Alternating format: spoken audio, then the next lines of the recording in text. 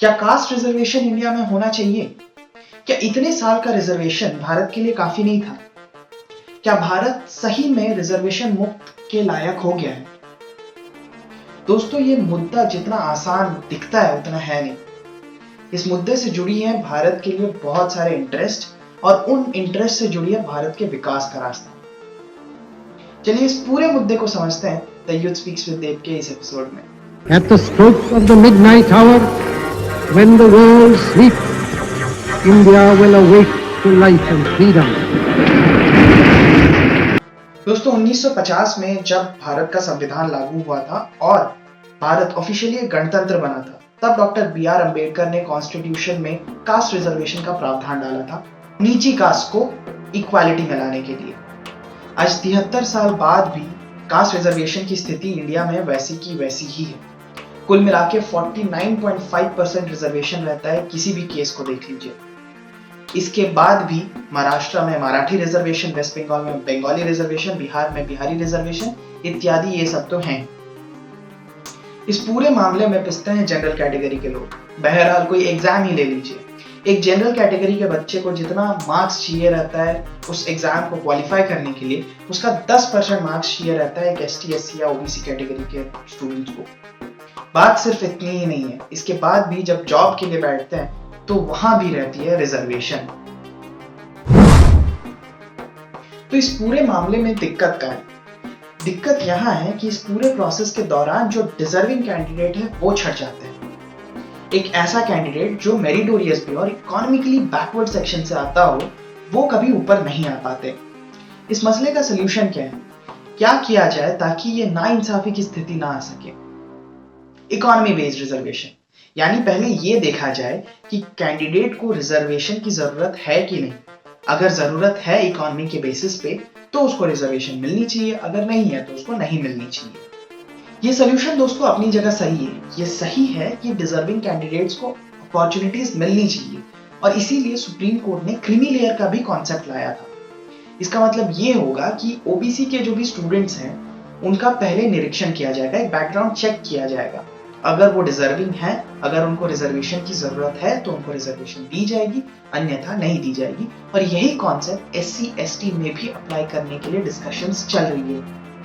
लेकिन ये मुद्दा यही सीमित नहीं होता दोस्तों। आपको क्या लगता है कि सिर्फ क्रीमी नॉन क्रीमी लेयर का कॉन्सेप्ट लाने से देश सुधर जाएगा?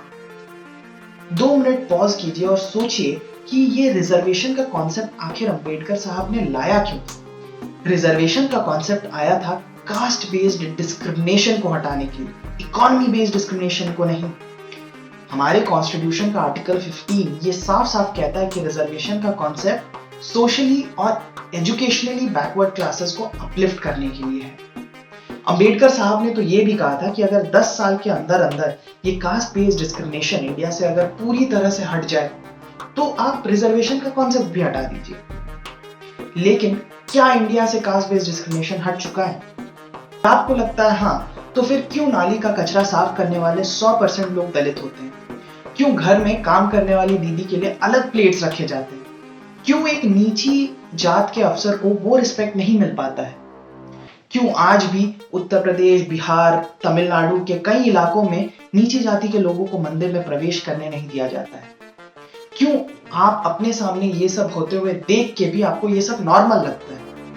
हाँ, मिलता है लोगों को कास्ट बेस्ड रिजर्वेशन का बेनिफिट, लेकिन वो सिर्फ ऊपर के 2% के लोग होते हैं जो इस रिजर्वेशन के बेनिफिट का उपभोग कर पाते हैं। लेकिन बाकियों का क्या? हम आज बात कर रहे हैं 3000 साल के मेंटल टॉर्चर की, 3000 साल के डिस्क्रिमिनेशन की। इस पूरे दौरान में उनकी मेंटालिटी फिक्स हो गई है। आज हम जाके नाली का कचरा साफ नहीं करेंगे क्योंकि हमें लगता है वो नीची जात के लोगों का काम है। दोस्तों, ये डिस्क्रिमिनेशन की मार जब पड़ती है तब अमीरी गरीबी नहीं देखी जाती, तब देखी जाती है सिर्फ जात। और इसी मेंटल बैकवर्डनेस को हटाने के लिए कास्ट बेस्ड रिजर्वेशन का प्रावधान डाला गया था। ये रिजर्वेशन का मुद्दा एक ऐसा ही एंडलेस लूप बन गया है जो आपको सिर्फ गोल गोल घुमाती है और एग्जिस्टिंग परेशानियों को और ज्यादा बढ़ाती है, क्योंकि इनिशियल टाइम पे इसका सही से इंप्लीमेंटेशन नहीं हो पाया था। तो इसका समाधान क्या है? पहला, लैंड रिफॉर्म। भारत में लोगों की इज्जत मापी जाती है उनकी जमीन से। अगर लोगों के पास जमीन है तो वो इज्जतदार है। अगर लैंड रिफॉर्म करके लोगों में प्रोपोर्शनेटली जमीन बांट दी जाए तो इससे कुछ हद तक कास्ट बेस्ड डिस्क्रिमिनेशन कम हो सकता है। दूसरा, एजुकेशन। कास्ट डिस्क्रिमिनेशन को हटाने के लिए देश का सबसे बड़ा हथियार है शिक्षा। इसीलिए गवर्नमेंट को यह सुनिश्चित करनी चाहिए कि देश का हर बच्चा शिक्षित हो, एटलीस्ट बेसिक एजुकेशन मिले ताकि उसको अपने अधिकार पता हो और वो अपनी इज्जत खुद बचा सके। तीसरा, जनरल अवेयरनेस। जहां आपको डिस्क्रिमिनेशन दिखे वहां अपनी आवाज उठाइए। आप जितना जागरूक रहेंगे और जागरूकता फैलाएंगे उतनी जल्दी देश की स्थिति बदलेगी और देश आगे बढ़ेगा। पुराने ख्यालात जब तक हमारे साथ आगे बढ़ेंगे तब तक देश बोझ में डूबा रहेगा। इस जंजीर को तोड़िए और देश को विकसित कीजिए, देश को आगे बढ़ाइए।